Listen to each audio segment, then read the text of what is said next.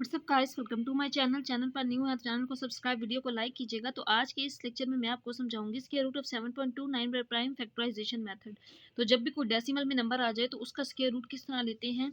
तो prime factorisation method से सबसे पहले इस पॉइंट को खत्म करेंगे। तो इस नंबर को हम लिख सकते हैं 729। पॉइंट को खत्म करते हैं तो हम डिवाइड कर देते हैं। पॉइंट की जगह पे हम लिख देंगे 1, बाकी जितने नंबर्स होंगे उतने ही इसमें जीरोस लिख देंगे। तो पॉइंट के बाद 2 डिजिट्स हैं तो इसमें 2 जीरोस लिख दिए। अब हमने फाइंड करना है इस नंबर का स्क्वायर रूट। पॉइंट को खत्म कर दिया, अब सिंपल इस नंबर का स्क्वायर रूट। तो इस नंबर का भी स्क्वायर रूट ले लेंगे और नीचे 100 है तो 100 का भी स्क्वायर रूट।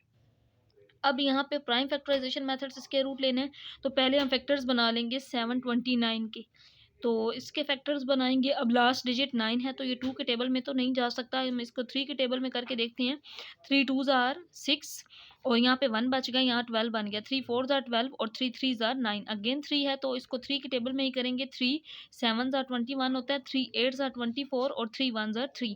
अगेन ये 3 के टेबल में जा रहा है क्योंकि लास्ट डिजिट इसमें अभी भी 1 है और नंबर है तो 3 के टेबल में जा सकता है, ये 9 में जा सकता है, लेकिन 3 में ये जा रहा है तो इसलिए हम 3 पे ही पहले डिवाइड कर लेंगे। 3 2s आर 6 और 2 बच गया, यहाँ 21 बन गया। 3 7s आर 21 और फिर अगेन 3 के टेबल में करेंगे तो 3 9s आर 27। उसके बाद अगेन करेंगे तो 3 3s आर 9 और 3 1s आर 3। तो 3 कितने टाइम आ गया, 1 2 3 4 5 6। तो 6 टाइम 3 आ गया इसका स्क्वायर रूट। तो इसके स्क्वायर रूट में लिख सकते हैं 3 मल्टीप्लाई 3 मल्टीप्लाई 3, फिर 3 4 टाइम हो गया, ये 5 और ये 6 टाइम। 6 टाइम लिख दिया इसके स्क्वायर रूट में। इसी तरह जब 100 के फैक्टर्स बनाएंगे तो 100 के फैक्टर्स बना लें या डायरेक्टली 10 मल्टीप्लाई 10 100 होता है, लेकिन हम इसके फैक्टर्स बना के ही लिख लेते हैं। तो प्राइम फैक्टराइजेशन मेथड से है ये। 2 5s आर 10 और 0। अगेन करेंगे तो 2 2s आर 4 2 5s आर 10 25 5 के टेबल में जाता है और किसी टेबल में नहीं। तो 5 5s आर 21 और 5 1s आर 5। तो इसके फैक्टर बन गए 2 multiply 2 multiply 5 multiply 5 square root. यहाँ तक अब हमने प्राइम फैक्टराइजेशन मेथड से सिंपलीफाई तो कर लिया। जस्ट अब एक लास्ट स्टेप आपने डियर स्टूडेंट्स इसमें कर लेना है। यहाँ पे देखें 3 2 टाइम है तो इसको 3 का स्क्वायर लिख सकते हैं।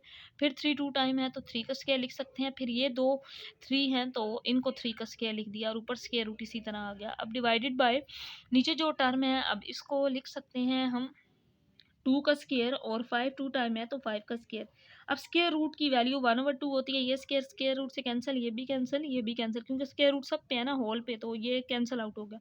तो ऊपर जो बाकी वैल्यू बच गई वो 3 मल्टीप्लाई 3 मल्टीप्लाई 3 रह गई और बाकी जो नीचे वैल्यू बचती है ये 2 मल्टीप्लाई 5 आ गया इसका आंसर। तो मल्टीप्लाई कर लेंगे अब इसको। 3 3s आर 9 और 9 3s आर 27 और 5 2s आर 10। अब यहाँ पे अक्सर स्टूडेंट्स यहाँ तक ही आंसर लिख देते हैं, लेकिन एक रूल होता है मैथ में जो याद रखिएगा।